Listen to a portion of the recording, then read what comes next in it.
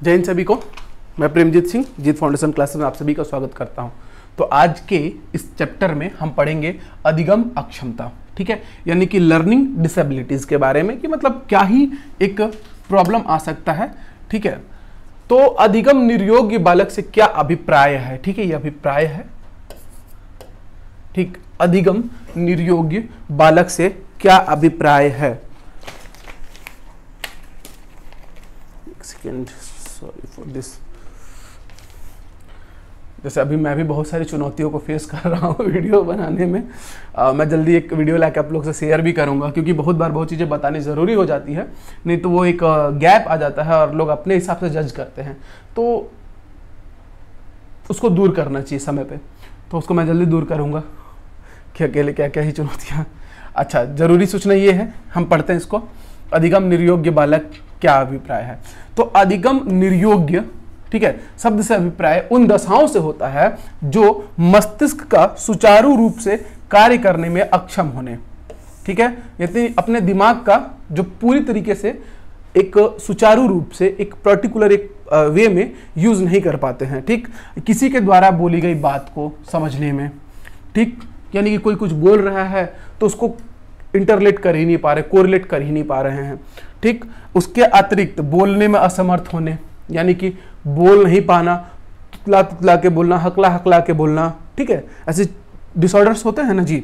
लिखने में असमर्थ होने, ठीक से लिख नहीं पाना, शब्दों को ठीक प्रकार से ना देख पाने के कारण पढ़ने में असमर्थ होने, बोलने में असमर्थ होने, लिखने में असमर्थ होने, गणितीय संख्याओं में कठिनाई होने से संबंधित है। यानी कि अधिगम निर्योग्यता आप पूरी तरीके से समझ चुके हैं कि लिखने, पढ़ने, बोलने, देखने, ठीक है, या समझने, या कोई भी मैथमेटिकल चीज को लॉजिकली इंटररिलेट करने में, तो ये जो अक्षमता पाई जाएगी, इसी को हम लोग बोलते हैं अधिगम अक्षमता, ठीक है। अधिगम अक्षमता हमारा टॉपिक जो है ये टोटली इस पे बेस्ड है। अब बात करते हैं कि उपरोक्त दशाओं में किसी एक या एक से अधिक कारणों से अधिगम यानी कि सीखने में, लर्निंग में जो भी डिफिकल्टीज आती है, परेशानी, ठीक है, का सामना करना पड़ता है, या पूरी तरीके से कहीं कहीं अक्षम होते हैं, ठीक है, तो उसे अधिगम निर्योग्य बालक कहा जा सकता है। इनमें से कोई भी एक डिसऑर्डर या दूसरा, ठीक है, दूसरी अक्षमता या असमर्थता हो तो उसे हम अधिगम निर्योग्य बालक कहते हैं। क्या कहते हैं? अधिगम निर्योग्य बालक, ठीक है, याद रखिएगा। किसे कहेंगे? तो ये जितना पूरा दिया हुआ है आप इसको देख लेंगे।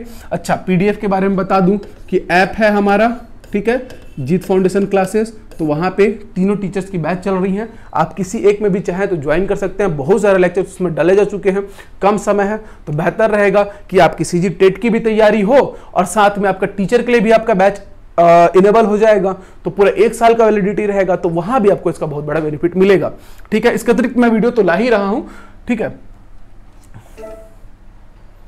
वीडियो लाने में कभी भी रुकावट नहीं मिलेगी। इसके लिए सीजी टेट के लिए आप देख सकते हैं वहां पे टीचर के साथ ही। अधिगम निर्योग्य बालक क्षेत्र का सर्वप्रथम उपयोग सैमुअल कर्क ने 1962 में, ठीक है, किया, जो आज भी सर्वमान्य है कि अधिगम निर्योग्य बालक, ठीक, कि कौन होंगे, मतलब किस क्षेत्र के आने वाले बालकों को हम अधिगम निर्योग्य बालक कहेंगे। किसने किया भाई? सर्वप्रथम किसने किया? सैमुअल कर्क ने 1962 में। किसने किया? सैमुअल कर्क ने 1962 में। ये पॉइंट याद रखिएगा। हैमिल, लेगमैकंट और लार्सन ने अधिगम निर्योग्यता को किस प्रकार परिभाषित किया है कि अधिगम निर्योग्यता एक ऐसा मूल शब्द है जो एक ऐसे समूह को असमान रूप से श्रवण, वाचन, अध्ययन, लेखन, तर्क गणितीय जैसी योग्यताओं में सार्थक रूप से कठिनाई का अनुभव करवाते हैं या करते हैं। यह कठिनाइयां किसी भी व्यक्ति की आंतरिक होती है जो केंद्रीय तंत्रिका तंत्र के विकृत क्रिया के परिणाम स्वरूप घटित होती है, यानी कि सेंट्रल, ठीक है, नर्वस सिस्टम के विकृत क्रिया के कारण, ठीक। सेंट्रल नर्वस सिस्टम आप अगर बायो आपने पढ़ा होगा तो आपको पता है, सीएनएस यानी कि सेंट्रल नर्वस सिस्टम की जब हम बात करते हैं तो वो हमारे सारे मोटर एक्टिविटीज को या कोई भी चीज है उसको कंट्रोल करता है। जो न्यूरॉन्स वगैरह रहते हैं वो किस तरीके से वर्क करते हैं, खैर मैं बायो में ये चीज, मैं टॉपिक ये मैं ही कवर करने वाला हूँ। आपका सेंट्रल तंत्र, केंद्रीय तंत्रिका तंत्र, किस तरीके से हम चल पाते हैं, सोच पाते हैं, एक साथ इतना सारा काम कर पाते हैं। अरे मैं आपको एक साथ, देखिए मैं बोल भी पा रहा हूं, मैं सोच भी पा रहा हूं कि मुझे आगे क्या बोलना है, साथ ही साथ मैं सांस ले रहा हूं, ठीक है, मैं देख भी पा रहा हूं साथ ही साथ, तो इतनी सारी क्रियाएं, और साथ में मैं एक्शन भी कर रहा हूं। तो ये सब कौन कंट्रोल करता है? केंद्रीय तंत्रिका तंत्र। तो मान लो इसमें थोड़ी सी विकृति आ गई किसी एक जगह भी पर्टिकुलर, तो शायद मैं लिखने में सक्षम ना रहूं, बोलने में ना रहूं, तो केंद्रीय तंत्रिका तंत्र के में किसी विकृति के कारण ये सभी जो दोष हैं, ठीक है, श्रवण, वाचन, अध्ययन, लेखन, ठीक है, या गणितीय तार्किकता, ठीक, तो इसको परिभाषित किया था हैमिल, लेगमैकेंट और लार्सन ने। उन्होंने ये परिभाषा दी थी अधिगम निर्योग्यता की। अब चलिए आगे देखते हैं अधिगम निर्योग्य बालक की विशेषताएं क्या क्या हो सकती हैं। देखिए वैसे तो क्लीमेंट ने 1996 में, याद रखिएगा ये नाम क्लीमेंट, ठीक है, वैसे तो क्लीमेंट ने टोटल 99 विशेषताओं की सूची प्रस्तुत की कि अधिगम निर्योग्यता से संबंधित टोटल 99 सब्जेक्ट्स, ठीक है, प्रेजेंट किया कि 99 विशेषताओं वाले बालकों को अधिगम निर्योग्य बालक कह सकते हैं, ठीक है। इनमें 9 विशेषता ऐसी पाई गई जो अधिगम निर्योग्यताओं में अवश्य ही पाई जाती है। वो इस प्रकार है: अति सक्रियता, ठीक है, हाईली सेंसिटिव, ठीक, प्रात्यक्षिक गतिक स्थिरता या सांवेगिक अस्थिरता या सामान्य समन्वय का अभाव या प्रोत्साहन की कमी या स्मृति एवं चिंतन, व्यवधानित या विशिष्ट शैक्षणिक समस्याएं या अध्ययन समस्या या फिर विद्युत तरंगों में असमरूपता। एक मोटे तौर पे आपको मैं अगर बताऊं, ठीक है, विद्युत तरंगों में असमरूपता का मतलब वही है आपका सीएनएस, केंद्रीय तंत्रिका तंत्र से जुड़ा हुआ ये, ठीक है।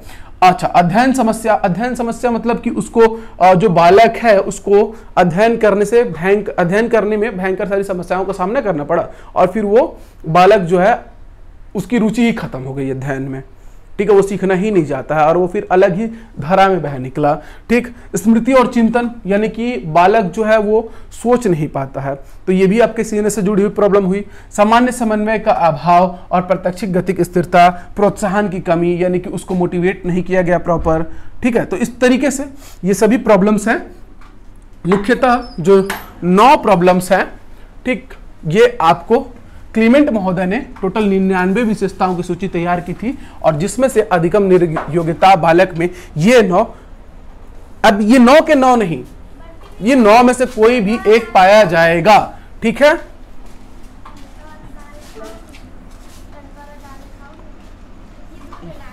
अब मैं यहां पे आपको दिखा रहा हूं,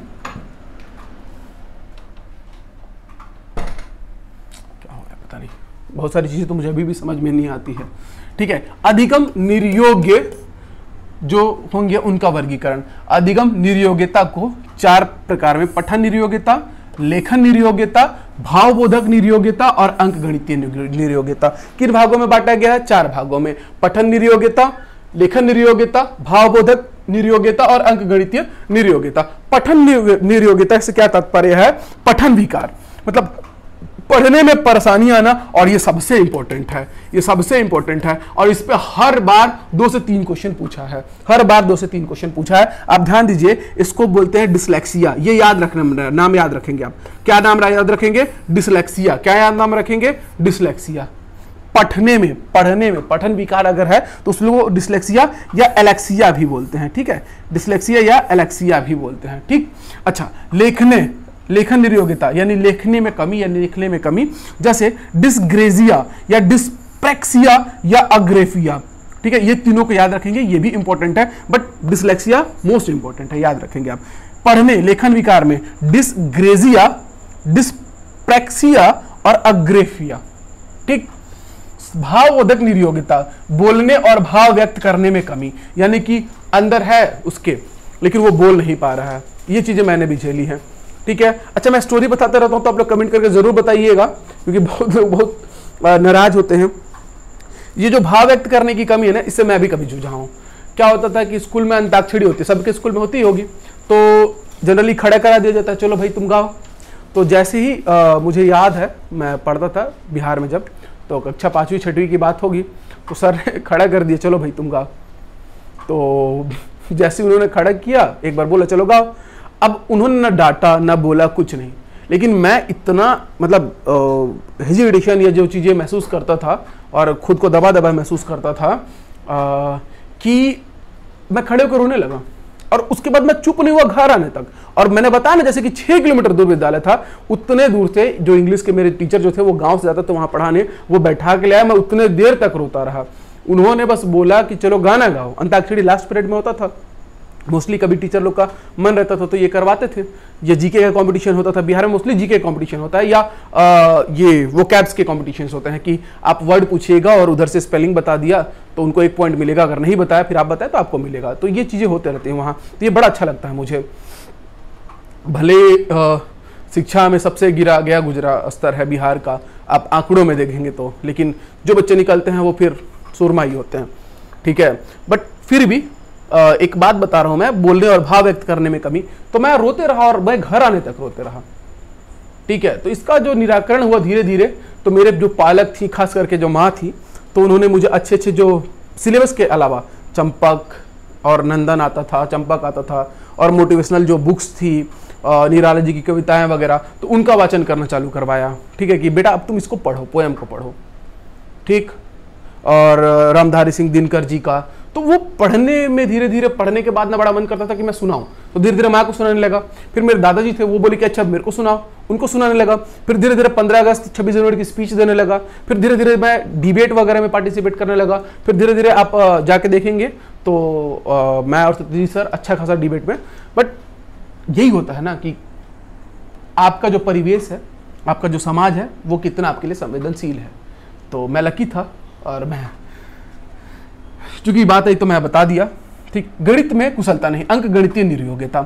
अच्छा, ये तो इसके साथ तो हम नहीं जूझे हैं, क्योंकि बचपन से ही बात करते हैं, बच्चे की टॉपिक पे आते हैं, सॉरी माफ कीजिएगा आप लोग, ठीक है। गणित में कुशलता नहीं, गणित क्या हो जाता है ना कि ये एक मेंटल एबिलिटी वाला सब्जेक्ट हो जाता है, ठीक।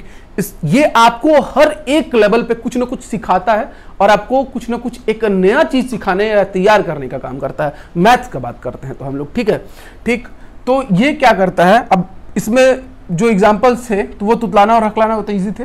इसमें वर्बर डिस्कैलकुलिया और ग्राफिकल डिस्कैलकुलिया, ठीक है, वर्बल और ग्राफिकल, ठीक है। अंक गणितीय निर्योग्यता में इन दोनों को आप याद रखेंगे, वर्बल और ग्राफिकल। तो आप डिस्कैलकुलिया है, यानी कि आप मैथ्स का एक सब्जेक्ट आता है कैलकुलस, यानी समाकलन जिसको बोलते हैं, सॉरी कलन शास्त्र बोलते हैं कैलकुलस को, डिफरेंशिएशन को अवकलन और इंटीग्रेशन को समाकलन। तो कैलकुलिया, कैलकुलस वर्ड से आप याद रखेंगे कि अंक गणितीय निर्योग्यता से जुड़ा हुआ शब्द है। तो इस तरीके से अधिगम,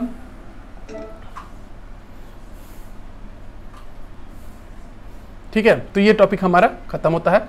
अधिगम अक्षमता का जो है टॉपिक, ये इस तरीके से यहाँ खत्म होता है। तो मैं इसके एमसीक्यूज भी बड़े जल्दी लेके आने वाला हूँ, लेकिन जैसे कि मैंने कहा है कि अगर आपको पीडीएफ चाहिए तो भाई देखिए, या तो आप ऐप में बैच ले लेंगे तो वहाँ तो आपको फ्री में मिल ही जाएगा पीडीएफ वगैरह सब कुछ, ठीक है। जल्दी टेस्ट सीरीज भी लेके आएंगे, और सत्यजीत सर का कुछ अच्छा है आपके लोगों के लिए कम समय में बेहतर तैयारी करने की बड़ी बेहतर रणनीति है, तो 1-2 दिन में हम आपके सामने लेके आ जाएंगे, जिससे आपका सिलेक्शन पक्का होगा टेट में भी और टीचर में भी, ठीक। तो अजीत फाउंडेशन क्लासेस लगा हुआ है। और बाकी जरूरी बात ये बतानी थी आप लोगों को कि अगर वीडियो पे 1K लाइक जाएगा तो मैं फ्री में पीडीएफ टेलीग्राम अपलोड करूंगा, मैं प्रॉमिस करता हूँ सब लोग को, ठीक है। तो मिलेंगे नेक्स्ट वीडियो में, तब तक के लिए जय हिंद, जय भारत, जय छत्तीसगढ़।